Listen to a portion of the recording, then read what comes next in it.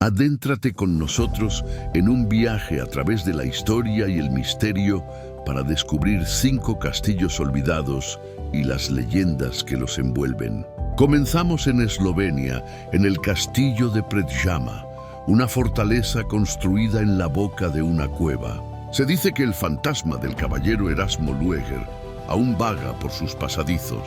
Viajamos a los Países Bajos, al castillo de Muiderslot, donde el espíritu del conde Floris V, asesinado en el siglo XIII, busca venganza contra sus traidores. En España, el castillo de Cornatel esconde la trágica historia de un caballero templario enamorado de una pastora.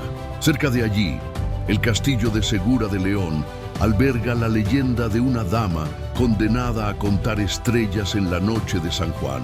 Finalizamos en el castillo de Loarre, donde se aparece el fantasma de una abadesa.